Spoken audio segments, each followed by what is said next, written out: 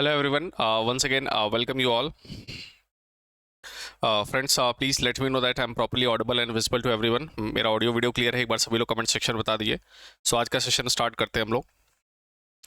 और last session में आपका कोई डाउट हो, कोई क्वेश्चन हो, कोई क्वेरी हो, सो प्लीज आस्क. तो आज के सेशन में हम लोग टॉपिक पढ़ेंगे अनएम्प्लॉयमेंट का. अनएम्प्लॉयमेंट, इसी को हम बेरोजगारी के भी नाम से जानते हैं. ठीक है, चलिए सबसे पहले समझते हैं इस टॉपिक से किस किस तरीके से क्वेश्चन पूछे आते हैं और ये हमारे सिलेबस के अंदर कहाँ पर कवर अप हो सकता है. ठीक है, ठीक है, इस मंथ के लास्ट तक. ठीक है, चलिए तो यहाँ पर हम लोग बात करते हैं यहाँ पर अनएम्प्लॉयमेंट के बारे में. अनएम्प्लॉयमेंट हमें पता है, ठीक है, बेसिकली क्या होता है इसके बारे में हम पॉइंट समझेंगे डिटेल में. बट जब हम सेंट्रल प्रॉब्लम ऑफ इकोनॉमिक्स की, इंडियन इकोनॉमी की, अगर जो है भारतीय अर्थव्यवस्था की अगर समस्याओं के बारे में पूछा आता है तो उसमें जो है अनएम्प्लॉयमेंट हो गया, बेरोजगारी की समस्या हो गई, पॉवर्टी की प्रॉब्लम हो गई, गरीबी की समस्या हो गई. ये दो समस्याएं बहुत ही मेजरली जो है आपको देखने को मिलती हैं, जो कि एक बड़ी प्रॉब्लम्स के तौर पर हमें देखने को मिलती है. ठीक है, अब चलिए हम लोग यहाँ पर बात करते हैं कि अनएम्प्लॉयमेंट बेसिकली क्या होता है और किस तरीके से क्वेश्चंस बनते हैं एग्जाम में.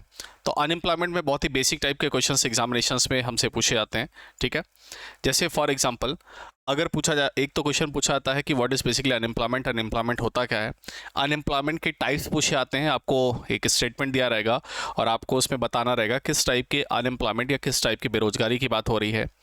एक क्वेश्चन और बनता है कि अनएम्प्लॉयमेंट आपको दिया रहेगा और आपको ये बताना रहेगा कि इस टाइप की अनएम्प्लॉयमेंट किस तरीके की कंट्रीज़ में ज़्यादातर देखी जाती है. तो वहाँ पर डेवलप कंट्रीज़, डेवलपिंग नेशंस या लीस्ट डेवलप कंट्री है ना, विकसित देश, विकासशील देश और अल्प विकसित देशों के बारे में पूछा आता है.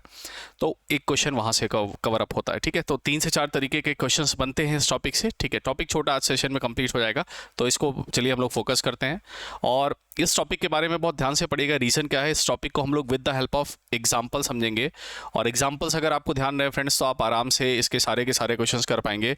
पर अगर आप एग्जाम्पल्स भूल गए तो फिर दिक्कत होगी, फिर आपको इसको समझ में नहीं आएगा. ठीक है, तो इसीलिए एग्जाम्पल्स को बहुत ध्यान से देखिएगा और चलिए हम लोग इसको डिस्कस करते हैं. ठीक है,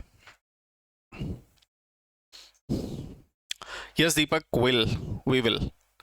चलिए, अनएम्प्लॉयमेंट की अगर बात करें तो बेरोजगारी बेसिकली सिंपली क्या होती है, if I am willing to work, अगर मैं मेरी काम करने की इच्छा है और अगर मेरे को काम नहीं मिल रहा है, in that case I will called as unemployed. है ना, अगर कोई बंदा है वो काम करना चाहता है लेकिन अगर उसके पास काम नहीं है तो वो बंदा बेरोजगार या फिर अनएम्प्लॉयड कहलाएगा.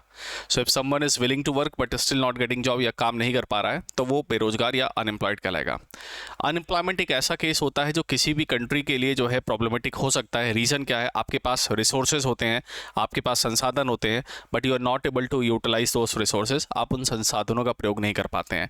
ठीक है, तो वो एक बड़ी समस्या होती है. इसीलिए एम्प्लॉयमेंट जो है बने रहना, रोजगार होना बहुत ज़रूरी है किसी भी इकोनॉमी की ग्रोथ के लिए, जीडीपी की ग्रोथ के लिए, देश के विकास के लिए, देश की तरक्की के लिए. ठीक है, तो चलिए आज के सेशन में हम लोग बात करेंगे टाइप्स ऑफ अनएम्प्लॉयमेंट की, कि विभिन्न विभिन्न प्रकार की अलग अलग तरह की जो है बेरोजगारी होती है उसके बारे में बात करेंगे. तो हम लोग पढ़ेंगे टाइप्स ऑफ अनएम्प्लॉयमेंट.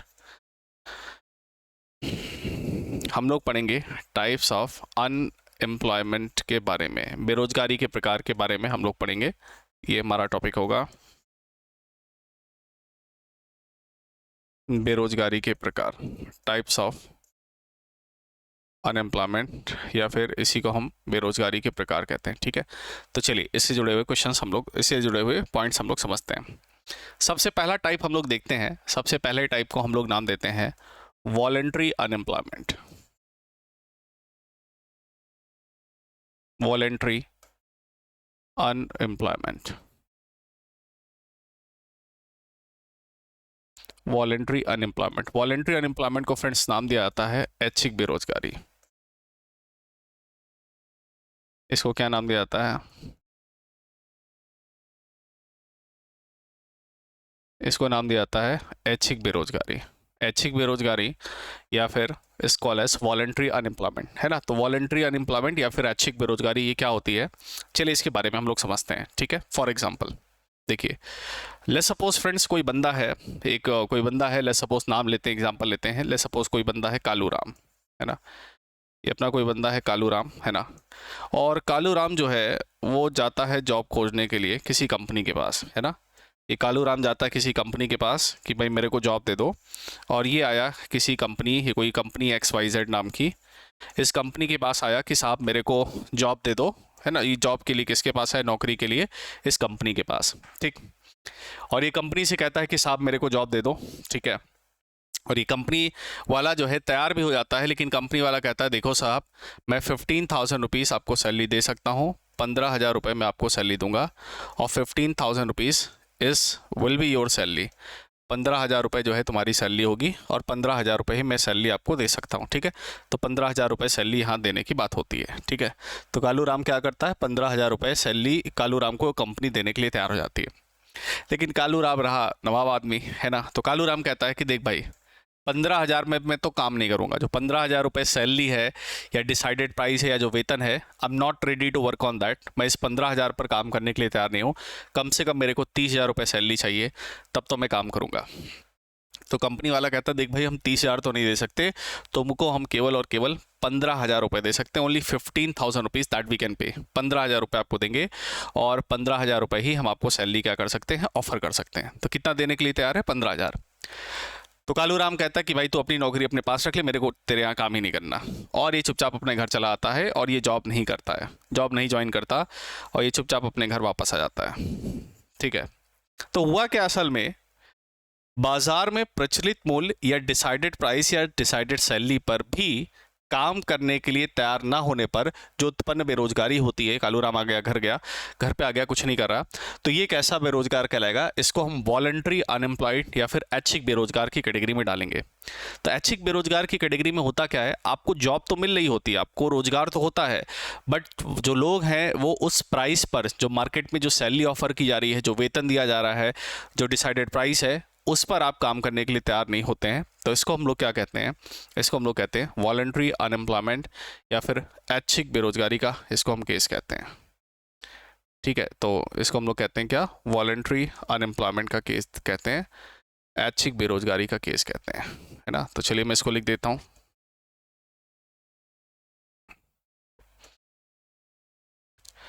बाजार में प्रचलित मूल्य पर, बाजार में प्रचलित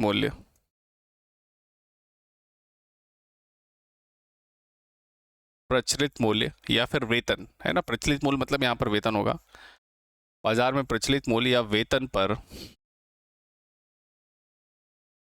काम करने के लिए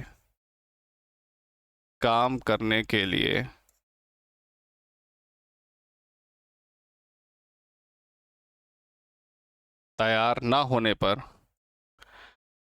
बाजार में प्रचलित मूल्य पर काम करने के लिए तैयार ना होने पर उत्पन्न बेरोजगारी।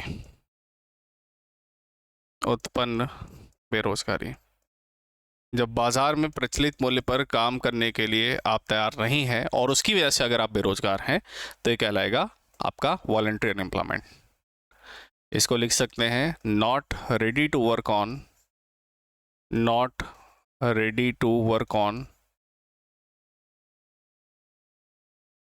डिसाइडेड प्राइस और salary, not ready to work on decided price और सैलरी।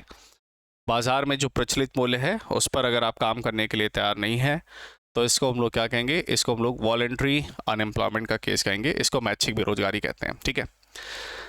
देखिए ज़्यादातर ऐच्छिक बेरोजगारी का केस आपको विकसित देशों के अंदर देखने को मिलेगा। जो डेवलप नेशंस हैं, विकसित देश हैं, वहाँ पर ज़्यादातर आपको ऐच्छिक बेरोजगारी का केस देखने को मिलेगा।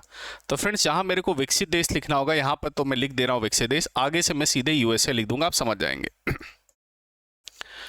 विकसित देशों में इस तरह की बेरोजगारी ज़्यादातर देखने को मिलती है। डेवलपिंग नेशंस में इस तरह की बेरोजगारी ज़्यादातर आपको देखने को मिलेंगी। जैसे USA की अगर बात करें तो जो विकसित देश हैं, USA, जापान है, ऑस्ट्रेलिया है ना, UK वगैरह है, इनको अगर आप देखें तो ऐसे देशों में विकसित देशों में ज़्यादातर ये बेरोजगारी आपको देखने को मिलेंगी। जैसे आज की डेट में अगर मैं बात करूँ, आप में से मैं ये मान के चलता हूँ कि आप लोग जो है जॉब वगैरह नहीं कर रहे हैं, है ना, और पढ़ाई कर रहे हैं, एग्ज़ाम की तैयारी कर रहे हैं, प्रिपरेशन कर रहे हैं।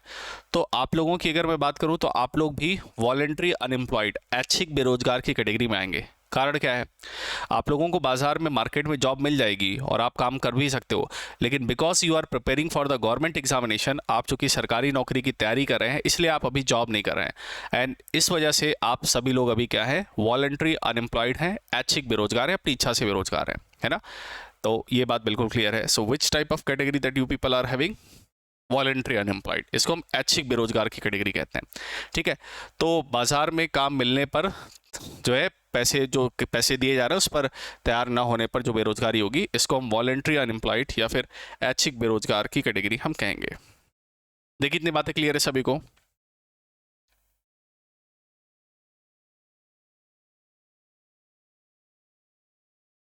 देखिए फ्रेंड्स, इतना सभी को समझ में आ गया।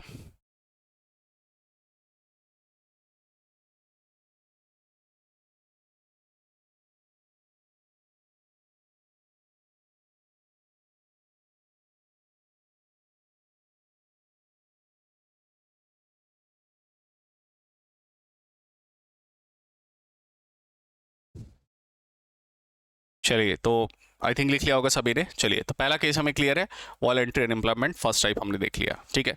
चलिए अगला बात करते हैं, नेक्स्ट वन अगला हम लोग देखते हैं।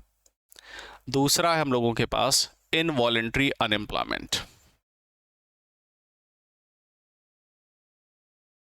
दूसरा है इनवॉलेंट्री अनएम्प्लॉयमेंट। इनवॉलेंट्री अनएम्प्लॉयमेंट को हम लोग नाम देते हैं अनैच्छिक बेरोजगारी। अनैच्छिक बेरोजगारी क्या नाम देते हैं भाई, अनैच्छिक बेरोजगारी, इनवॉलेंट्री अनएम्प्लॉयमेंट या फिर अनवॉलेंट्री अनएम्प्लॉयमेंट। अब ये अनैच्छिक बेरोजगारी क्या होती है, इनवॉलेंट्री अनएम्प्लॉयमेंट क्या होती है, उसी कालू राम का एग्जाम्पल लेते हैं। वही कालू राम फिर से जाता है जॉब के लिए कंपनी के पास कि साहब मेरे को जॉब दे दो। तो अब कंपनी क्या कहती है कि भाई देख, मेरे पास जॉब अवेलेबल नहीं है, नौकरी नहीं है। तो कालू राम कहता साहब पहले 15,000 दे रहे थे, 15,000 ही दे दो, हम काम करने के लिए तैयार हैं। बट कंपनी कह रही देखो सर, आप 15,000 पर भले तैयार हो, लेकिन अब काम हमारे पास नहीं है। तो कालू राम कह रहा साहब 10 ही दे दो, हम काम कर लेंगे, कोई दिक्कत नहीं है। कंपनी कह रही भाई हमारे पास अब काम ही नहीं है। अब इसमें क्या होता है, बाजार में प्रचलित मूल्य पर काम करने के लिए अगर आप तैयार हो और फिर भी काम ना मिले, तो इसको हम कहते हैं अनैच्छिक बेरोजगारी या फिर इनवॉलेंट्री अनएम्प्लॉयमेंट। क्या होगा, बाजार में प्रचलित मूल्य पर काम करने के लिए तैयार होने पर भी रोजगार का ना मिलना, तो ये कहलाता है इनवॉलेंट्री या अनैच्छिक बेरोजगारी। मतलब बेरोजगार है, अपनी इच्छा से नहीं, इच्छा है काम करने की बट काम नहीं मिल रहा, ठीक है। तो यहाँ अगर हम देखें, इसको कहेंगे बाजार में प्रचलित मूल्य पर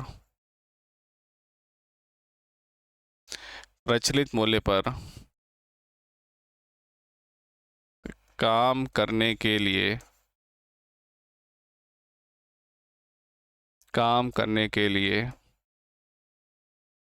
तैयार होने पर भी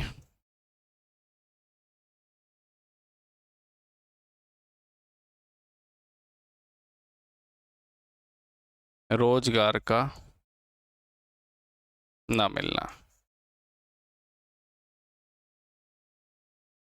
बाजार में जो भी डिसाइडेड प्राइस या सैलरी है उस पर काम करने के लिए तैयार हैं, फिर भी काम नहीं मिल रहा।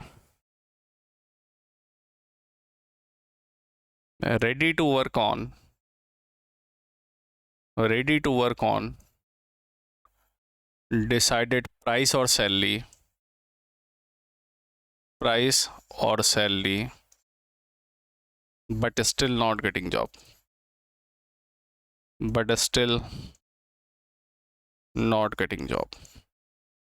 बाजार में प्रचलित मूल्य पर काम करने के लिए तैयार होने पर भी रोजगार का ना मिलना। भारत में ये बेरोजगारी बहुत बड़े स्तर पर देखने को मिलती है और इस बेरोजगारी का एक बड़े लेवल पर आपको जो है इम्पैक्ट देखने को मिलता है। हितेश प्लीज़ उसको कमेंट सेक्शन में कर दीजिए, बता दीजिए, अभी लास्ट में हम डिस्कस कर लेंगे, ठीक है। इनवॉलेंट्री अनएम्प्लॉयमेंट की अगर हम बात करें, जो इनवॉलेंट्री अनएम्प्लॉयमेंट है ये ज़्यादातर आपको विकासशील देशों में देखने को मिलेंगी, जस्ट लाइक डेवलपिंग नेशंस। तो मैं इंडिया का नाम लिख देता हूँ। विकासशील देशों में, डेवलपिंग कंट्रीज में, डेवलपिंग नेशंस में ही ज़्यादातर आपको देखने को मिलेगी इस तरह की बेरोजगारी। And India is one of the example for that, कि बाजार में काम करने के लिए तैयार होने पर भी अगर काम ना मिले, सो ये जो केस होगा इसको हम इनवॉलंटरी अनएम्प्लॉयमेंट का केस कहेंगे।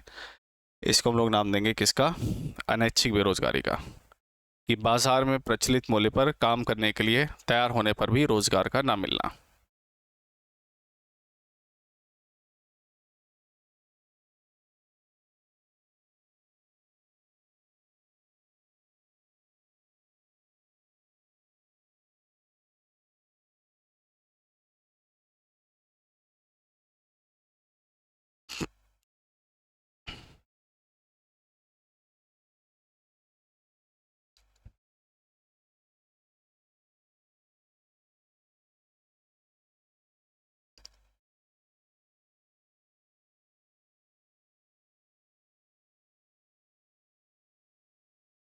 ठीक है, देखिए सभी को क्लियर है? इनवॉलंटरी अनएम्प्लॉयमेंट क्या होगा? बाजार में प्रचलित मूल्य पर काम करने के लिए तैयार होने पर भी रोजगार का ना मिलना। ठीक है, चलिए चलिए अभी आगे बात कर लेंगे इसके बारे में। ओके, इनवॉलंटरी अनएम्प्लॉयमेंट हमें क्लियर है, ठीक है। चलिए अगला हम लोग देखते हैं, द नेक्स्ट वन इज, अगला है साइक्लिकल अनएम्प्लॉयमेंट। ये इंपॉर्टेंट है, इसको ध्यान से देखिएगा। शुरुआत के दोनों इजी थे, ये थोड़ा सा इंपॉर्टेंट है। साइक्लिकल अनएम्प्लॉयमेंट, इसको हम लोग नाम देते हैं क्या भाई? चक्रीय बेरोजगारी। इसको हम लोग नाम क्या देते हैं? चक्रीय बेरोजगारी, साइक्लिकल अनएम्प्लॉयमेंट, या फिर नाम देते हैं चक्रीय बेरोजगारी। अब ये मत कहिएगा कि रोजगार खोजते खोजते चक्कर आ जाए तो चक्रीय बेरोजगारी, नहीं, ऐसा नहीं है, ठीक है। देखिए चक्रीय बेरोजगारी क्या होती है। देखिए मार्केट में अगर आप कभी भी देखें तो बाजार में उतार चढ़ाव की सिचुएशन चलती रहती है ना, मार्केट में अप एंड डाउन की सिचुएशन चलती है। कभी बाजार अच्छा रहता है, कभी बाजार में गिरावट रहती है ना, ऐसे आपको मार्केट में अप एंड डाउन की सिचुएशन रहती है। जब बाजार में तेजी रहती है, जब बाजार अच्छा चल रहा होता है, बाजार में तेजी होती है, तो फ्रेंड्स जब मार्केट अच्छा होता है, बाजार में जब तेजी होती है, तो यहाँ पर तो जॉब बहुत ज़्यादा होती है, लोगों को जॉब पर रखा भी जाता है और डिमांड भी होती है, सब कुछ अच्छा चल रहा होता है। लेकिन वही बाजार में जब गिरावट आती है तो लोगों की जॉब चली जाती है ना, लोगों का जॉब लॉस होता है और लोगों का रोजगार छूट जाता है। तो ये जो समय है, जो बाजार में ऐसे जो उतार चढ़ाव होता है, बाजार में अप एंड डाउन सिचुएशन की वजह से अगर अनएम्प्लॉयमेंट होता है, अगर बेरोजगारी की समस्या होती है, तो इसको हम चक्रीय बेरोजगारी का नाम देते हैं। फॉर एग्जांपल मैं अगर आपको बताऊं, कोविड के टाइम में, पेंडेमिक के टाइम में, कोविड के बाद बहुत सारे लोगों की जॉब चली गई। तो चूंकि कोरोना के बाद, कोविड के बाद बहुत सारे लोगों की जॉब चली गई, तो बाजार में एक डाउन साइकिल था। जब बाजार नीचे आया तो बहुत सारे लोगों की जॉब चली गई, फिर से लोगों को जॉब वापस मिल गई। तो बाजार में उतार चढ़ाव की वजह से अगर जॉब्स जाती है या बेरोजगारी की समस्या होती है, तो इसको हम लोग क्या कहेंगे? आपका साइक्लिकल अनएम्प्लॉयमेंट या चक्रीय बेरोजगारी कहेंगे, ठीक है। तो चलिए देखते हैं, इसको भी लिख लेते हैं। बाजार में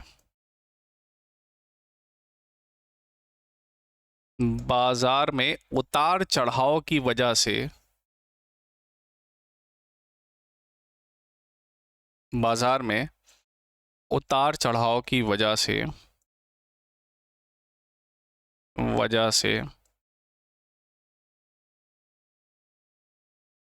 उत्पन्न बेरोजगारी।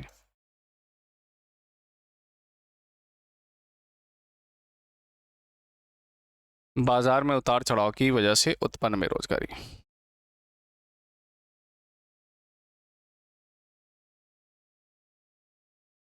Unemployment due to upward and downward situation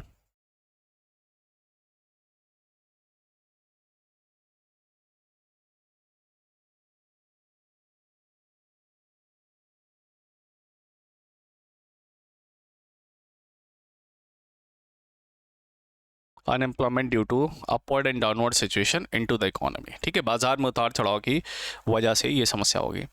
ये समस्या ज़्यादातर विकसित देशों में पहले होती है और उसके बाद इसका असर विकासशील देशों में आता है। ठीक, अब इसका थोड़ा सा कारण सुनिएगा, क्या पहले इतना लिख लिए फिर बात करते हैं।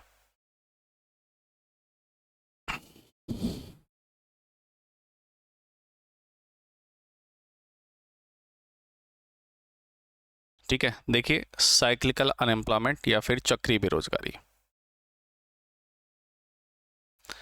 साइक्लिकल अनएम्प्लॉयमेंट या फिर चक्रीय बेरोजगारी। चक्रीय बेरोजगारी में क्या होगा, बाजार में उतार चढ़ाव की वजह से अगर बेरोजगारी उत्पन्न होती है तो उसको हम लोग क्या कहेंगे, चक्रीय बेरोजगारी कहेंगे। चक्रीय बेरोजगारी में क्या होगा, साइक्लिकल अनएम्प्लॉयमेंट, बाजार में उतार चढ़ाव की वजह से क्या होगी, उत्पन्न बेरोजगारी, है ना, मार्केट में अप एंड डाउन सिचुएशन की वजह से, है ना, बाजार में तेजी और मंदी की वजह से। अब चलिए एक बात सुनिएगा, यहाँ पर विकसित देश ही पहले क्यों लिखा गया। देखिए फ्रेंड्स, होता क्या है, विकसित देशों की अर्थव्यवस्थाओं को, जो डेवलप्ड नेशन जो होते हैं, विकसित देश जो होते हैं, उनकी अर्थव्यवस्थाओं को विकासशील देश वाले फॉलो करते हैं। फॉलोअर्स हमेशा पीछे होते हैं। तो इसका कहने का मतलब क्या हुआ, अमेरिका की अर्थव्यवस्था को भारत की अर्थव्यवस्था क्या करती है, फॉलो करती है। मतलब देखिए होता क्या है, जब अमेरिका में बाजार में बहुत तेजी चल रही होती है, मैं आपको एक एग्जांपल देता हूं। देखिए मान लेते हैं ये अमेरिका का बाजार है यहाँ पर, चलिए नेक्स्ट पेज पे बताता हूँ। देखिए ये मान लेते हैं ये मार्केट का सिनेरियो है, यहाँ मान लेते हैं अमेरिका का बाजार है, यूएसए का, और यहाँ इंडिया का बाजार है। ठीक है, यहाँ इंडिया का बाजार है। तो देखिए होता क्या है, जब अमेरिकन मार्केट में बहुत ज़्यादा तेजी होती है, जब अमेरिका के बाजार में तेजी होती है, तो इसका मतलब क्या होगा, इसका मतलब अमेरिका के अंदर जितने भी स्टॉक्स हैं, जितने भी शेयर्स हैं, वो आपको महंगे जो है देखने को मिल रहे होंगे, है ना। अमेरिका का मार्केट अगर महंगा चल रहा है तो इसका मतलब यूएस के अंदर जितने भी स्टॉक्स हैं, जितने भी शेयर्स के प्राइस हैं, सभी काफ़ी महंगे चल रहे होंगे। ठीक है, सभी महंगा चल रहा होगा। ओके, जब अमेरिका के अंदर मान लेते हैं एप्पल, फेसबुक, गूगल, टेस्ला, सभी के शेयर्स बहुत महंगे चल रहे होंगे, तो उस केस में वहाँ पर जो निवेशक है, मतलब जिसको पैसा लगाना है, निवेश करना है, इन्वेस्ट करना है, वो सोचेगा कि यार एक ऐसी जगह पर पैसा लगाया जाए जहाँ पर अच्छे कंपनियों के शेयर सस्ते में मिल रहे हों। तो ऐसे में वो ऐसे देशों को खोजते हैं जहां पर अच्छी कंपनियों के स्टॉक सस्ते में मिल रहे होते, क्योंकि वहां पर अर्थव्यवस्था अभी उतनी ज़्यादा डेवलप नहीं होती, उतनी ज़्यादा विकसित नहीं होती है। तो इन लोगों की नज़रें पड़ती हैं हमारे जैसे देशों पर, मतलब विकासशील देशों पर। तो निवेशक क्या करते हैं, वो अपना पैसा डालते हैं हमारी जैसी इकोनॉमी में, है ना। जैसे रिलायंस के शेयर खरीद लिए, टीसीएस, इन्फोसिस, हमारी भी टॉप कंपनीज हैं, उनके शेयर वो खरीदते हैं।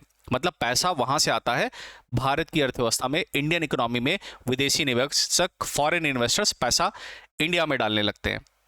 जब वो पैसा इंडिया में डलने लगता है, क्योंकि इंडिया में स्टॉक सस्ते रहते हैं, जब इंडिया में पैसा आने लगता है तो भारतीय अर्थव्यवस्था में तेजी आती है, इंडियन इकोनॉमी धीरे धीरे तेजी की तरफ बढ़ती है, और भारतीय अर्थव्यवस्था में भी आपको तेजी देखने को मिलती है।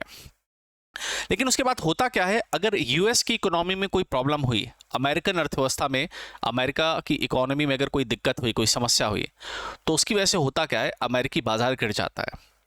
जब अमेरिकी बाजार गिर जाता है तो अमेरिका में बहुत अच्छी कंपनियों के स्टॉक, जो कि पहले बहुत महंगे थे, जैसे एप्पल है, फेसबुक है, गूगल है, एप्पल है ना, इन सब के, वो सस्ते में मिलने लगते हैं।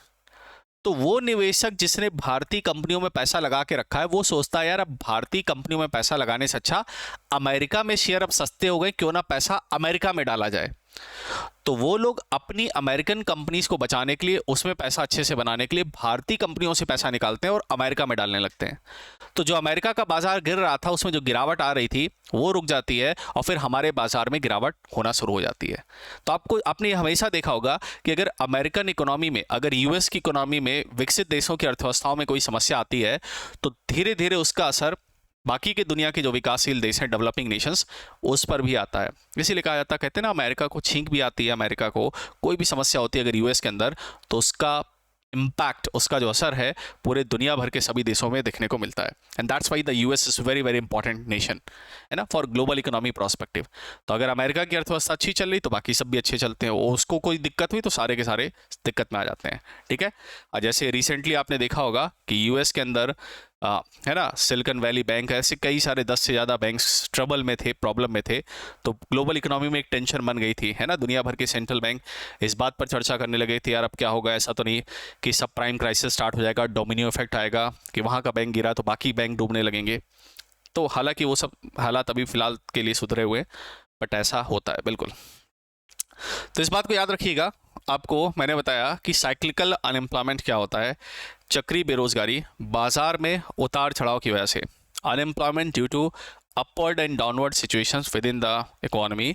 और ज़्यादातर ये हालात विकसित देशों में देखने को मिलेंगे और विकासशील देशों में भी असर आएगा, लेकिन इनके बाद, ठीक है। देखिए इतनी बातें क्लियर है, सभी को समझ में आ गया।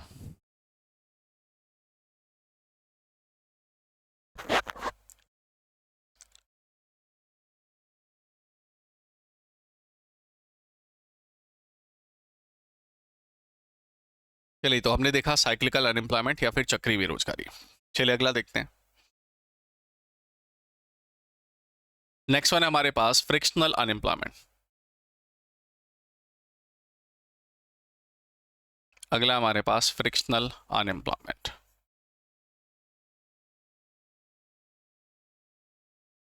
फ्रिक्शनल अनएम्प्लॉयमेंट को हम लोग कहते हैं घर्षण जनित बेरोजगारी।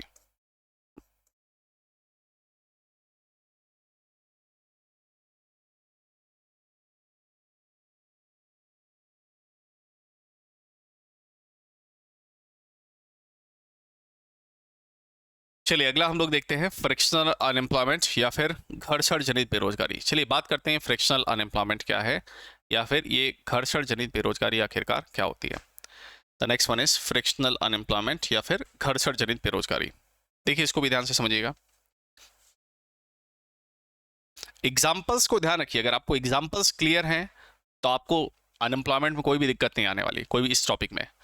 और अगर आपको एग्जाम्पल्स नहीं ध्यान है तो इसकी डेफिनेशंस बहुत कंफ्यूजिंग होती हैं। तो आई am not writing the definition, मैं कोई भी डेफिनेशन या परिभाषा नहीं लिख रहा हूँ, डायरेक्ट आपको कंसेप्ट बता रहा हूँ कि किसके अंदर मेजरली होता क्या है। और अगर वो आप बात आपको समझ में आ रही तो आप आराम से इसका कोई भी क्वेश्चन कर लेंगे, ठीक है। चलिए देखते हैं। जैसे मान लेते हैं कुछ टाइम स्पेन चल रहा है, ये जनवरी का मंथ है, ये फरवरी का है, दिस वन इज मार्च, मार्च का है, और ये अप्रैल का। मान लेते हैं 4 महीने चल रहे हैं, जनवरी फरवरी मार्च और अप्रैल, ठीक। जनवरी के मंथ में मान लेते हैं मैं किसी कंपनी वन में काम कर रहा था। कंपनी वन में मतलब जॉब वन में था और किसी कंपनी में मैं नौकरी कर रहा था, या कालू राम अपना जॉब कर रहा था किसी कंपनी में जॉब कर रहा था जनवरी के महीने में। उसके बाद क्या हुआ, किसी कारणों से उसकी जॉब छूट गई, या फिर उसने जॉब छोड़ दिया या फिर उसको कंपनी ने निकाल दिया, ठीक है। तो 2 महीने इसके बाद कोई जॉब नहीं थी और ये घर पे आराम कर रहा था या जॉब खोज रहा था। और कुछ समय बाद कालू राम को अप्रैल के मंथ में दूसरी नौकरी मिल गई और ये जॉब 2 में आ गया, जॉब 1 से जॉब 2 में आ गया, ठीक।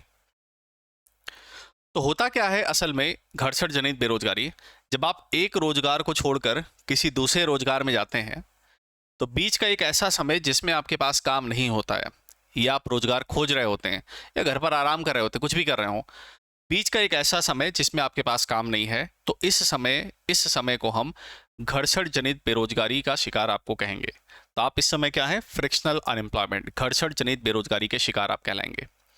तो what is a frictional unemployment? Frictional unemployment is a kind of a temporary unemployment. ये एक शॉर्ट टर्म अनएम्प्लॉयमेंट होता है, थोड़े समय के लिए बेरोजगारी की समस्या होती है, और ये अक्सर तब देखी जाती है जब कोई बंदा एक जॉब को छोड़कर किसी दूसरे जॉब में जाता है और बीच का एक ऐसा समय जिसमें उसके पास काम नहीं है, तो वो कहलाता है घर्षण जनित बेरोजगारी का शिकार, ठीक है। तो चलिए इसको लिख लेते हैं। तो सीधे अगर मैं सीधे शब्दों में लिखूं तो unemployment due to job switching, रोजगार बदलने पर उत्पन्न बेरोजगारी, है ना। सीधे अगर मैं लिख दूं रोजगार बदलने पर उत्पन्न बेरोजगारी, इसका मतलब ये नहीं कि जॉब बदलेंगे तो बेरोजगार हो जाएंगे, नहीं।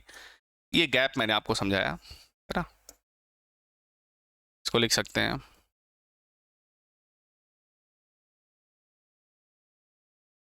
Unemployment due to job switching.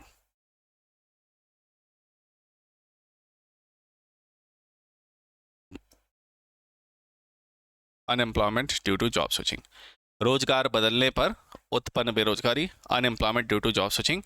आप जॉब स्विच करेंगे so you'll have that unemployment. ठीक है, ये फ्रिक्शनल अनएम्प्लॉयमेंट, ये जो घर्षण जनित बेरोजगारी है, ये घर्षण जनित बेरोजगारी ज़्यादातर आपको विकसित देशों में पहले देखने को मिलेगी, वहाँ पर जॉब स्विचिंग ज़्यादा होती है। हमारे इंडिया में तो एक जॉब मिल गई उसी में चिपके रहते हैं, दूसरी जॉब में जाने की ज़्यादा नहीं सोचते, तो यहाँ पर तो नहीं, हाँ बट वहाँ पर ज़्यादातर ये ऐसा होता है। ठीक है, कैसे याद रख सकते हैं? फ्रिक्शन मतलब घर्षण। घर्षण कब होता है? दो चीज़ों के बीच में फ्रिक्शन होता है ना? दो बॉडीज होती, दो ऑब्जेक्ट होते हैं, उनके बीच में फ्रिक्शन होता है। तो दो रोजगार के बीच में, दो जॉब के बीच में फ्रिक्शन है, घर्षण है।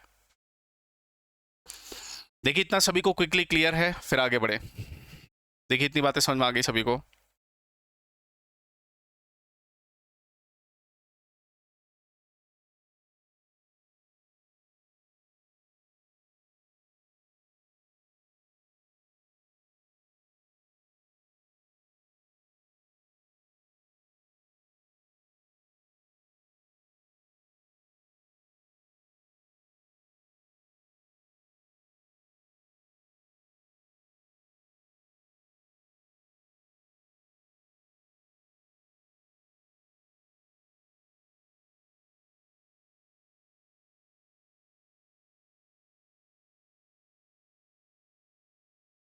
देखिए कमेंट करिए, इतना सभी को क्लियर है?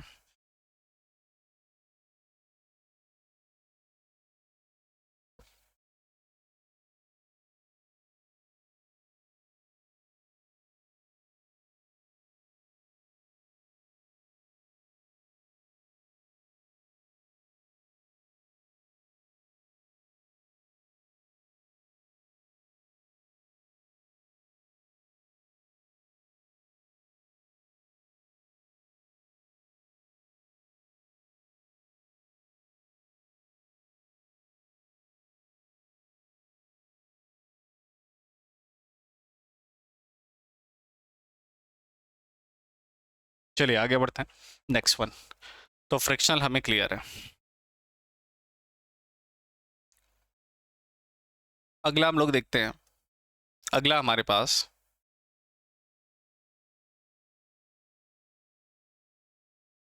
डिस्क्विस्ड अनएम्प्लॉयमेंट या फिर डिस्गाइज्ड अनएम्प्लॉयमेंट।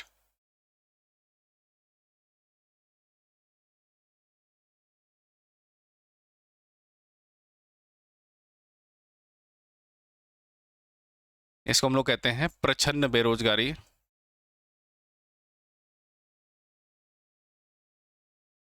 ये देखिए क्या है, क्वाइट इंटरेस्टिंग, इंपॉर्टेंट है, पूछा जाता पेपर में। प्रच्छन्न बेरोजगारी या फिर डिस्क्विस्ड या फिर डिस्गाइज अनएम्प्लॉयमेंट, है ना? देखते हैं हम लोग, प्रच्छन्न बेरोजगारी या फिर डिस्क्विस्ड या फिर डिस्गाइज अनएम्प्लॉयमेंट। देखिए क्या होता है। ठीक है, प्रच्छन्न बेरोजगारी, डिस्क्विस्ड या फिर डिस्गाइज अनएम्प्लॉयमेंट। देखिए ध्यान से क्या होता है। मान लेते हैं फ्रेंड्स, एक मारुति सुजुकी का शोरूम है, मारुति सुजुकी की कंपनी है, और इसके अंदर कुछ एम्प्लॉय काम कर रहे हैं, है ना? इसके अंदर कुछ मजदूर या एम्प्लॉय काम कर रहे हैं, और ये लोग कुछ कार बनाते हैं पर मंथ, हर महीने कुछ कार बना के तैयार करते हैं। ठीक है, मारुति सुजुकी की कंपनी है, इसका प्लांट है, और इसके प्लांट में महीने की मान लेते हैं यहाँ पर 2000 मजदूर काम करते हैं, 2000 एम्प्लॉय काम करते हैं, और ये लोग महीने की जो है वो 100 कारें बना के तैयार करते हैं। एक महीने में कितनी कार बनाते हैं? 100 कार बनाते हैं। ठीक है, ये कितनी कारें बनाते हैं? 100 कार्स बना के क्या करते हैं? मैन्युफैक्चर करते हैं। ठीक है, अब लेट्स सपोज यहाँ पर अगर 2000 एम्प्लॉयज़ की बजाय इस कंपनी ने क्या किया, 500 लोगों को जॉब से बाहर निकाल दिया, 500 लोगों को जॉब से बाहर निकाल दिया, और इसके अंदर बचे बस 1500 लोग काम करने के लिए। 500 लोगों की जॉब चली गई, इनको जॉब से फायर कर दिया, मतलब जॉब से, नौकरी से निकाल दिया, बचे कंपनी के अंदर 1500 लोग। लेकिन अभी भी देखा जा रहा है कि कंपनी के अंदर अभी भी 100 कारें ही बन रही हैं, मतलब 500 लोगों के निकाले जाने के बाद भी कंपनी के अंदर प्रोडक्शन गिरा नहीं है, कंपनी के अंदर प्रोडक्शन या फिर उत्पादन गिरा नहीं है, और कंपनी के अंदर अभी भी जो है 100 कारें, 100 कार्स जो है वो क्या हो रही हैं? बन रही हैं, तैयार हो रही हैं। इसका मतलब अब क्या समझ में आ रहा है हमें? इसका मतलब हमें ये समझ में आ रहा है थोड़ा सा अगर ध्यान से सोचिए तो ये 500 लोग कंपनी में थे तो काम तो कर रहे थे, इनके पास जॉब तो थी, लेकिन वास्तव में ये कंपनी में कोई प्रोडक्शन में, है ना, उत्पादन में कोई भी अपना योगदान नहीं कर रहे थे। क्यों? क्योंकि अगर ये ऐसा होता कि इन 500 लोगों की वाकई में अगर जरूरत होती तो इनके जाने के बाद कंपनी का प्रोडक्शन उत्पादन गिरना चाहिए था, लेकिन ऐसा नहीं हुआ। 2000 लोग थे तब भी 100 कार बन रही थी, 1500 लोग हैं तब भी 100 कारें बन रही हैं। इसका मतलब ये क्या हुआ, ये 500 लोग कंपनी के लिए शुरुआत में क्या थे, एक्स्ट्रा थे। और इन जो एक्स्ट्रा लोग जो कंपनी के अंदर थे, जिनकी वास्तव में कंपनी को जरूरत नहीं थी, यही लोग थे डिसगाइज अनएम्प्लॉयमेंट के शिकार या फिर प्रच्छन्न बेरोजगारी के शिकार थे। चलिए इस एग्जाम्पल को छोड़ते हैं, एक और एग्जाम्पल देखते हैं। जैसे मान लेते हैं मैंने आपसे कहा कि मेरे को दिन भर में यहाँ पर मैंने रूम में एक गड्ढा खुदवाना है, तो मैंने एक मज़दूर से बात की, लेबर से बात किया मैंने एक, और उसने कहा सर 500 रुपये लेंगे और घर में आपके गड्ढा खोद के तैयार कर देंगे। तो मैंने उसको 500 रुपये दिए, आया, उसने दिन भर गड्ढा खोदा और चला गया। अगले दिन उसी मज़दूर को मैंने फिर से बुलाया और मैंने कहा यार मेरा मूड चेंज हो गया, अब इस गड्ढे को दोबारा भर दे फिर से। तो उसने फिर से दिन भर काम किया, गड्ढा भर दिया, 500 रुपये दिया, फिर से चला गया। नेक्स्ट डे मैंने उसको फिर से बुलाया अगले दिन और कहा यार फिर से मेरा मूड चेंज हो गया, गड्ढा फिर से खोद दे। उसने फिर से गड्ढा खोदा, 500 रुपये लिया, चला गया।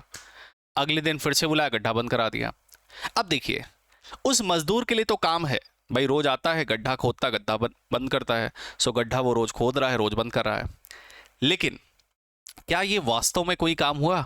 या मेरे पॉइंट ऑफ व्यू से अगर आप देखिए, क्या ये कोई इकोनॉमी में कोई वैल्यू ऐड कर रहा है या फिर कोई उत्पादन हुआ या वाकई में कोई काम हुआ? नहीं।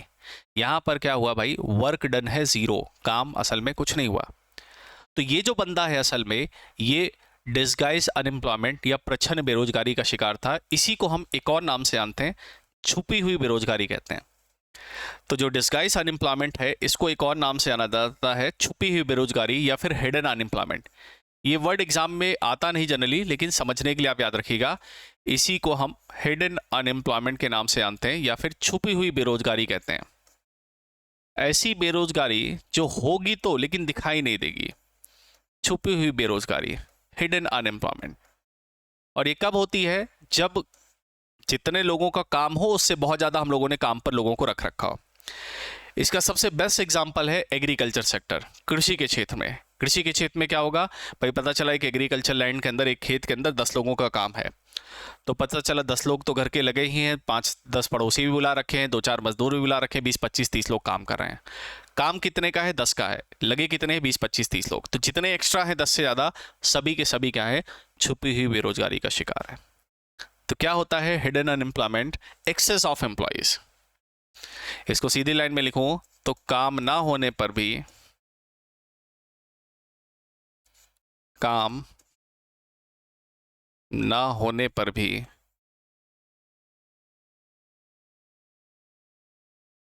काम ना होने पर भी लोगों का रोजगार में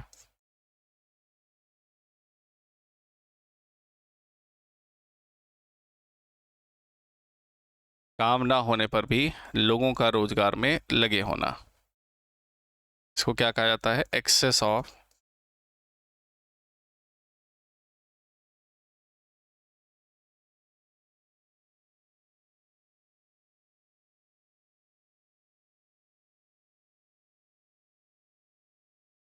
ऑफ एम्प्लॉयज।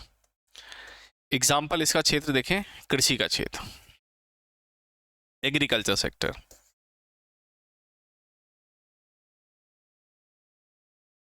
और इसी की वजह से वेतन जो है, सैलरी जो है वो बहुत कम होती है।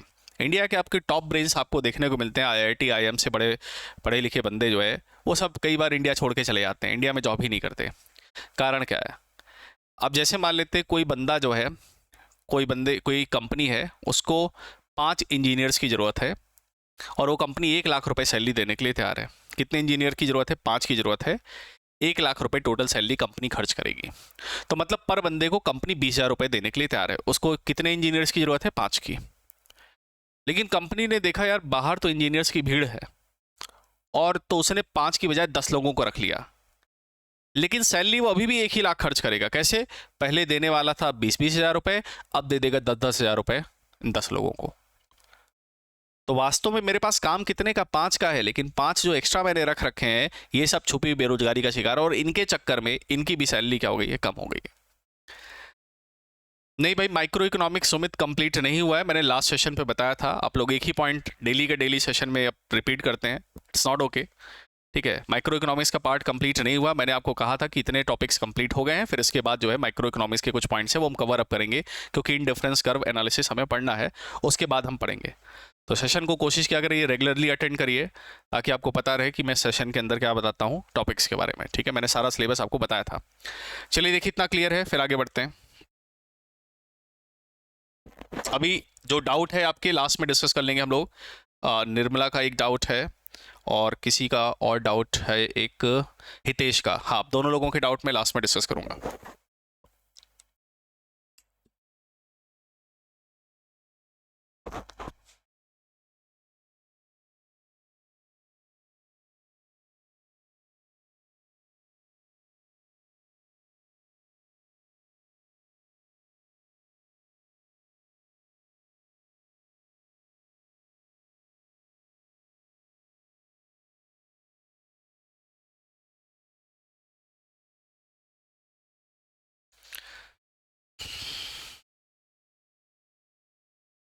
चलिए, तो इतने पॉइंट्स क्लियर हैं। तो डिस्क्रिस अनएम्प्लॉयमेंट, या इसी को हम हिडन अनएम्प्लॉयमेंट कहते हैं, क्या होता है कि काम ना होने पर भी अगर लोगों को ज़बरदस्ती काम पर रखा जाए, सो छुपी बेरोजगारी के शिकार हम लोग देखने को मिलेंगे।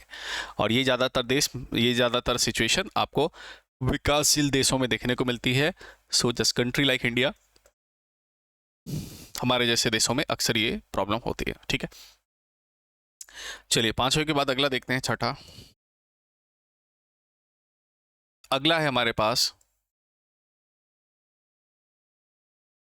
सीजनल अनएम्प्लॉयमेंट, मौसमी बेरोजगारी। ये तो आसान है।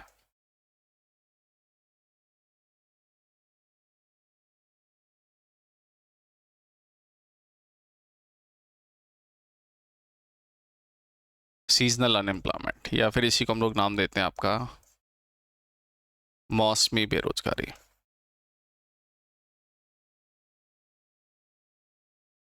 ठीक है, क्या है सीजनल अनएम्प्लॉयमेंट या फिर मौसमी बेरोजगारी? ये तो बहुत ही आसान है। जब आपका सीज़न रहेगा, जब समय रहेगा तो काम रहता है आपका सीज़न में, और नहीं तो चला जाता है। तो कुछ समय के लिए आपके पास काम रहेगा, फिर उसके बाद काम चला जाएगा। जैसे एग्जाम्पल, कृषि का क्षेत्र, तो मौसमी बेरोजगारी कृषि का क्षेत्र, है ना। कोल्ड ड्रिंक का, आइसक्रीम का काम है। कोल्ड ड्रिंक का, आइसक्रीम का काम ठंडियों के सीज़न में कम बिकता है, गर्मियों में ज़्यादा बिकता है। एसी एसी का देखिए, एसी है, पंखे हैं, कूलर है, गर्मियों के सीज़न में बहुत डिमांड रहती है, सर्दियों के सीज़न में नहीं डिमांड रहती। ठीक है, तो ये चीज़ आपको देखने को मिलेगा। मौसमी बेरोजगारी मतलब कुछ टाइम के लिए सीज़न में आपके पास काम रहेगा, बाकी सीज़न चला गया तो नहीं रहेगा। ठीक है, जैसे शुगर मिल वगैरह का काम अगर आप देखें तो जनरली जब गन्ने का सीज़न होता है तो काम काफ़ी ज़्यादा चलता है। गन्ने का सीज़न चला गया, शुगर केन का सीज़न चला गया, तो काम काफ़ी कम हो जाता है। तो ये है सीजनल अनएम्प्लॉयमेंट, है ना। सीजनल अनएम्प्लॉयमेंट का केस भी इंडिया में ज़्यादातर देखने को मिलता है। ठीक है, तो विकासशील देशों में इसका भी कंटेक्स्ट आपको ज़्यादातर देखने को मिलेगा।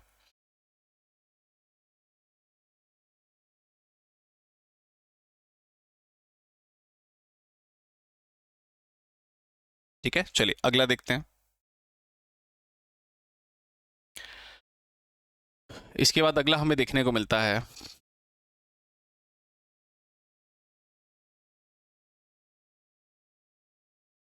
Structural unemployment.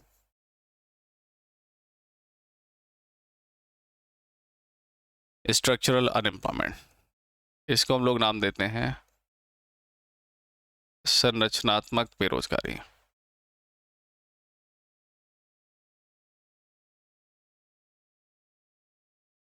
संरचनात्मक बेरोजगारी, या फिर क्या कहेंगे फ्रेंड्स, स्ट्रक्चरल अनएम्प्लॉयमेंट। क्या होता है ये स्ट्रक्चरल अनएम्प्लॉयमेंट? देखिए, मैं आपको एक एग्जांपल से समझाता हूँ, ध्यान से सुनिएगा। जैसे आप लोगों ने देखा होगा 2014-15 के आसपास, जब हमारे देश में 4G नहीं लॉन्च हुआ था, 4G तकनीक नहीं लॉन्च हुई थी, तो टेलीकॉम की, आपको दूरसंचार की कम से कम 17 से 18 कंपनियां आपको देखने को मिलती थी, है ना। रिलायंस कम्युनिकेशन भी था, यूनिनार भी था, टेलीनॉर, वही यूनिनार टेलीनॉर, और आपका वीडियोकॉन वगैरह भी था, बहुत सारी कंपनियां थी। उसके बाद क्या हुआ, 4G टेक्नोलॉजी आई, 4G तकनीक आई, रिलायंस जियो भी मार्केट में आया, और बहुत सारी कंपनियां 4G तकनीक को अपने हिसाब से 4G टेक्नोलॉजी को अडॉप्ट नहीं कर पाई, 4G तकनीक के हिसाब से अपने बिजनेस को नहीं कन्वर्ट कर पाई, अपडेट नहीं हो पाई। तो आपने देखा आज की डेट में बस 3 कंपनियां बची हुई, बाकी लगभग सारी कंपनियां बंद हो गई और उससे बहुत सारे लोगों की जॉब्स चली गई। रिलायंस कम्युनिकेशन, जो कि मुकेश अंबानी के छोटे भाई अनिल अंबानी की जो कंपनी थी रिलायंस कम्युनिकेशन, वो भी बंद हो गई। उसमें तकरीबन 50,000 लोगों की जॉब्स गई थी।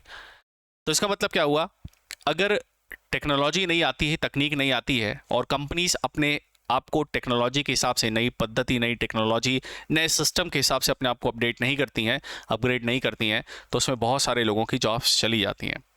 तो ऐसे बेरोजगारी को हम संरचनात्मक बेरोजगारी कहते हैं, जब काम करने का स्ट्रक्चर, काम करने की तकनीक, पद्धति, मेथोडोलॉजी ये बदल जाए। इसका मतलब ये नहीं है कि टेक्नोलॉजी बुरी है। हाँ, 4G टेक्नोलॉजी से आज की डेट में कितने लोगों का भला हो रहा है ना। लेकिन बात यह है कि कंपनी कोई जो काम कर रही है वो अपने आप को टेक्नोलॉजी के साथ अपडेट कर रही है कि नहीं कर रही है, that is going to play a crucial role.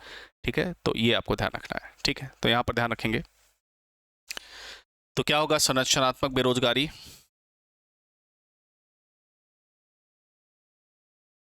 काम करने की नई तकनीक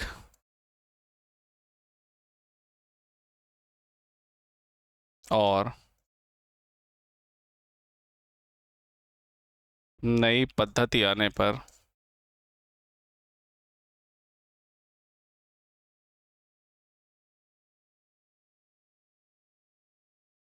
उत्पन्न बेरोजगारी।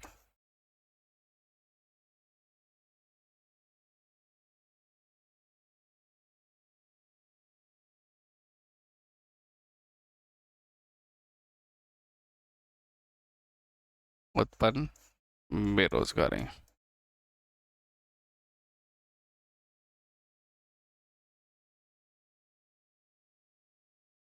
तो इसको हम लोग कहेंगे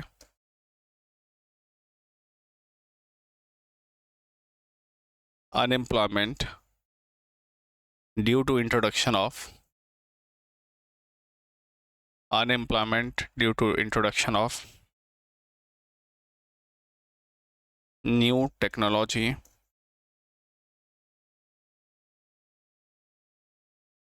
और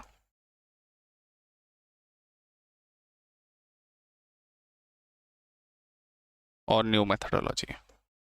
unemployment due to introduction of new technology और न्यू मेथडोलॉजी। ठीक है, इसको हम कहेंगे स्ट्रक्चरल अनएम्प्लॉयमेंट, है ना। इंडिया जैसे देशों में ज़्यादातर आपको ये चीज़ देखने को मिलेगी। संरचनात्मक बेरोजगारी या फिर स्ट्रक्चरल अनएम्प्लॉयमेंट, क्या केस है, काम करने की नई पद्धति या नई टेक्नोलॉजी या नई तकनीक आने पर उत्पन्न बेरोजगारी। जब आपको काम करने की नई मेथोडोलॉजी या नई टेक्नोलॉजी या नई तकनीक आपको देखने को मिले और जो कंपनीज हैं उसको अडॉप्ट ना कर पाएँ या उसको अडॉप्ट ना करें, तो उसकी वजह से जो जॉब लॉसेस होंगे उसको हम लोग कहेंगे स्ट्रक्चरल अनएम्प्लॉयमेंट या फिर संरचनात्मक बेरोजगारी। काम करने का स्ट्रक्चर, ये संरचना बदल गई। विकासशील देशों में ज़्यादातर ऐसा होता है, जब उन देशों में नई टेक्नोलॉजीज़ का इंट्रोडक्शन होता है तो पुरानी मेथडोलॉजी, पुरानी टेक्निक्स, पुरानी मेथड्स पर जो कंपनीज काम कर रही होती हैं उनमें मेजरली आपको जॉब लॉसेस देखने को मिलते हैं, उनमें काफ़ी ज़्यादा जॉब लॉसेस होता है। ये केस आपको देखने को मिलता है।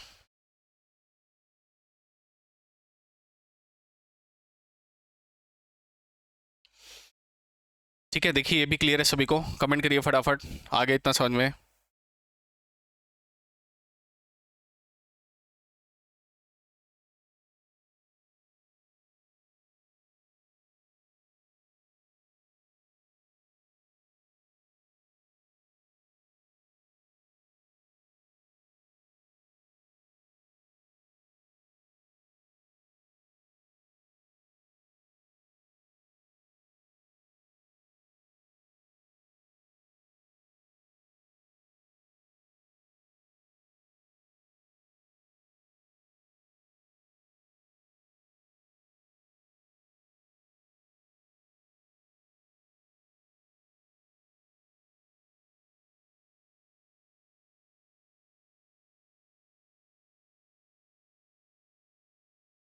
स्ट्रक्चरल अनएम्प्लॉयमेंट,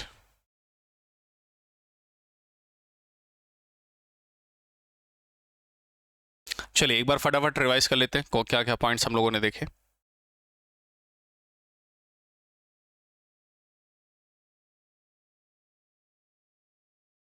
ठीक है, चलिए देखिएगा। टाइप्स ऑफ अनएम्प्लॉयमेंट में हमने देखा, चलिए मैं एक बार सारे रिपीट कर देता हूँ। सबसे पहले हमने देखा वॉलेंट्री अनएम्प्लॉयमेंट। वॉलेंट्री अनएम्प्लॉयमेंट क्या है? ऐच्छिक बेरोजगारी। क्या होता है ऐच्छिक बेरोजगारी? ऐच्छिक बेरोजगारी में जो है बाजार में प्रचलित मूल्य पर काम करने के लिए तैयार न होने पर अगर बेरोजगारी होगी तो इसको हम लोग क्या कहेंगे? जो है ऐच्छिक बेरोजगारी, वॉलेंट्री अनएम्प्लॉयमेंट। ज़्यादातर आपको किस तरह के देशों में देखने को मिलेगी? विकसित देशों में देखने को मिलेंगी, है ना। ये आपको डेवलप नेशंस में, डेवलपिंग नेशंस में आपको ज़्यादातर ये आपको समस्या देखने को मिलेगी। अगला था हमारे पास वॉलेंट्री की बात, इनवॉलेंट्री अनएम्प्लॉयमेंट, अनैच्छिक बेरोजगारी।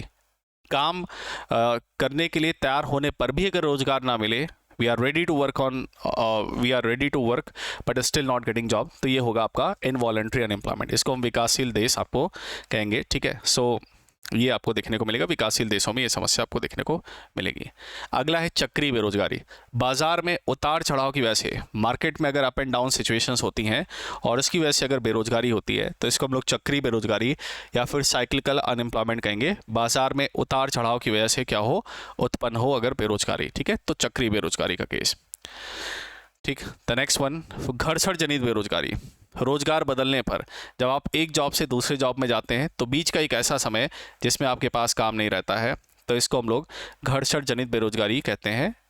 जो है एक जॉब से आप दूसरे जॉब में जा रहे हैं तो बीच का एक ऐसा समय जिसमें आपके पास काम नहीं है, तो इसको हम लोग फ्रिक्शनल अनएम्प्लॉयमेंट या घर्षण जनित बेरोजगारी का शिकार आपको कहेंगे, ठीक है।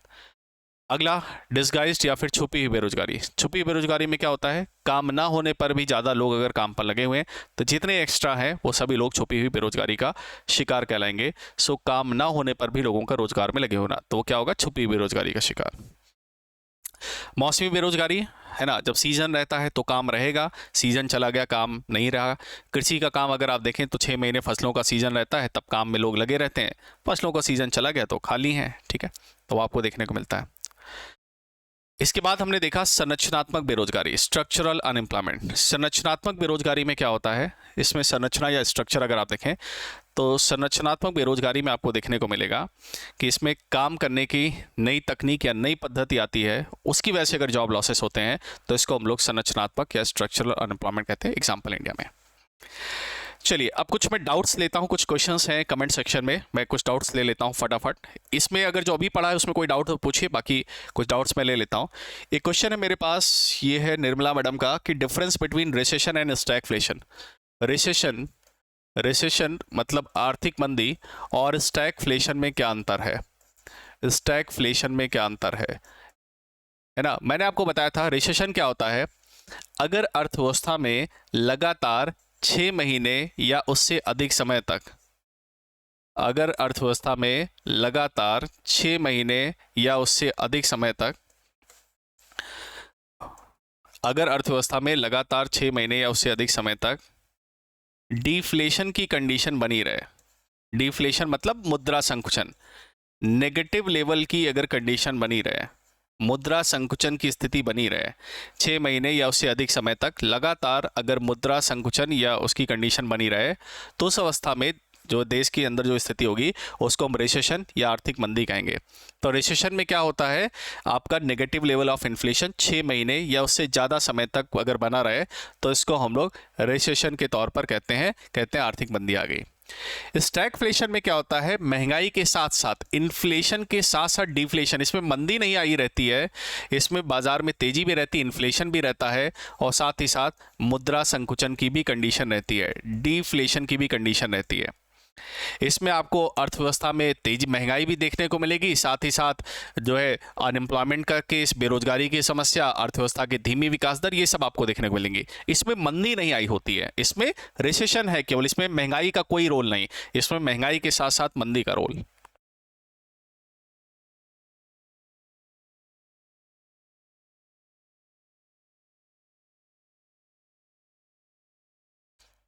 ओके सर, क्लास 20 में लास्ट न्यूमेरिकल में बोथ प्रोडक्ट के कंजम्पशन कैसे इंक्रीज हुए? हाँ विकी, वो बोथ प्रोडक्ट के कंजम्पशन कैसे इंक्रीज हुए, है ना। एक बार क्वेश्चन आप मेरे को थोड़ा सा बताओगे, ठीक है, तो मेरे को ध्यान आएगा, ऐसे तो मेरे को याद नहीं।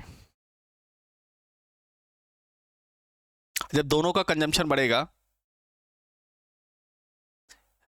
इनवॉलेंट्री अनएम्प्लॉयमेंट, देखिए there are multiple reasons behind the involuntary unemployment. देखिए इनवॉलेंट्री अनएम्प्लॉयमेंट, अनैच्छिक बेरोजगारी के मल्टीपल रीजंस हो सकते हैं। पहली चीज क्या है, huge number of population. If the number of people who basically want to work is huge, और जो जॉब प्रोवाइडर हैं, जो नौकरी देने वाले, वो अगर लोग कम हैं और जॉब लेने वाले अगर बहुत सारे लोग हैं, तो ये बेरोजगारी की समस्या आपको देखने को मिलेगी। तो ये समस्या आपको देखने को मिलेगी। हाँ बताइए।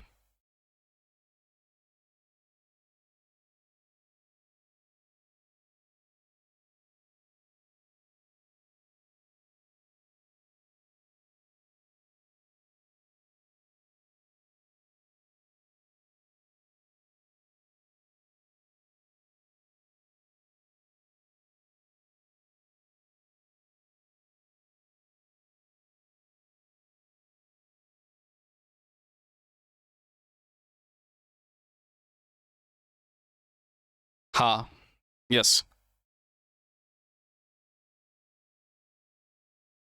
ठीक है। तो चलिए, आई थिंक ये क्लियर है।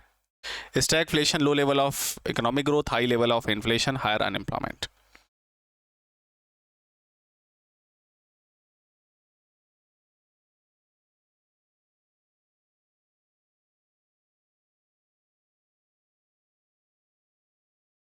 है ना विकी, शायद अगर मैं सही हूं तो आप शायद ये क्वेश्चन पूछना चाह रहे हो कि जैसे हम लोगों ने एक इस तरीके का एक कर्व देखा था, है ना, जिसमें हम लोग बजट लाइन हम लोग देख रहे थे। बजट लाइन का आई थिंक आपका क्वेश्चन है विकी, कि एप्पल मान लेते हैं, एप्पल मान लेते हैं, एप्पल यहाँ पर है ए और यहाँ पर बनाना है बी।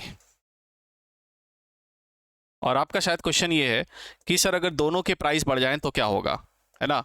अगर एप्पल का भी प्राइस बढ़ जाए तो बजट लाइन कहाँ शिफ्ट होगी, और बनाना का भी प्राइस अगर बढ़ जाए, है ना, दोनों के प्राइस अगर बढ़ जाए, दोनों की कीमतें अगर बढ़ जाती हैं तो बजट लाइन कहाँ शिफ्ट होगी। तो दोनों की कीमतें अगर बढ़ जाती हैं तो सीधी सी बात है, बजट लाइन अंदर की तरफ शिफ्ट होगी। आप जो है पहले 40 बनाना खरीदते थे, बजट का केले का दाम बढ़ गया तो अब कम केले खरीदेंगे, मान लेते 30 ही केले खरीदेंगे। पहले 80 सेब खाते थे तो अब सेब का दाम भी बढ़ गया तो सेब भी कम खरीदेंगे, यहाँ 60 ही सेब खरीदेंगे, और ये बजट लाइन अंदर की तरफ शिफ्ट हो जाएगी। शायद यही आपका डाउट होगा Vicky, if I am not wrong. शायद ये कंटेंट मेरे पास किसी का मैसेज भी आया था इस पॉइंट से रिलेटेड, शायद उस समय हमने ये दोनों कर्व एक साथ देख लिया था। क्लियर है विकी? मैंने आपको कंसेप्ट बताया था, सीधी सी बात है, इसका दाम बढ़ गया तो पहले मैं 80 सेब खरीदता था, प्राइस बढ़ गया, मेरे पास पैसा है उतना ही है तो अब सेब कम खरीदूंगा, 60 ही सेब खरीदूंगा, पैसा मेरे पास उतना ही है, बजट लाइन का पैसा उतना ही है। पहले मैं 40 केले खरीदता था, केले का दाम बढ़ गया तो अब कम केले खरीदूंगा, तो ये क्या होगा, ये हमारा जो है चीज़ें हम कम खरीदेंगे। तो मतलब हम बजट लाइन के अंदर ही काम करें, खर्चा अपना कम कर रहे हैं, ये हमारे पास बजट लाइन है। बजट लाइन जो है यहाँ पर अंदर की तरफ आपको शिफ्ट देखने को मिलेगी। Got it Vicky?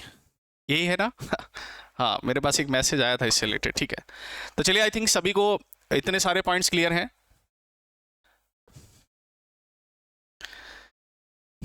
नहीं नहीं, वो विकी समझ गया। हाँ विकी जो है, हाँ यही डाउट था विकी का, आशील यही यही था क्वेश्चन, यही क्वेश्चन था।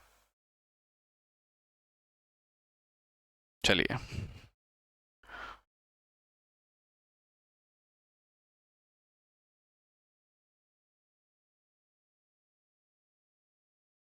नहीं तो ये तो हम बजट लाइन थी ना, ये बजट लाइन में तो न्यूमेरिकल हम कहाँ कर रहे हैं, ये बजट लाइन की थे ना, वो हम लोगों ने न्यूमेरिकल्स कंडीशंस देखी थी इन डिफरेंस कर्व एनालिसिस की।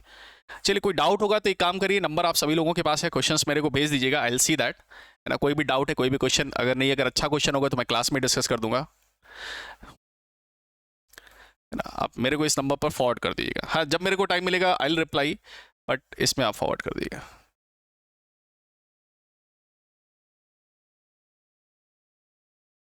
9140718849, ठीक है, तो इस पर फॉरवर्ड कर दिएगा, विल डिस्कस, ठीक है। तो चलिए फ्रेंड्स, अभी के लिए इतना करते हैं, बाकी मिलेंगे नेक्स्ट सेशन पर तो और पॉइंट डिस्कस करेंगे। तो see you in the next session, till then bye bye, take care, thank you very much.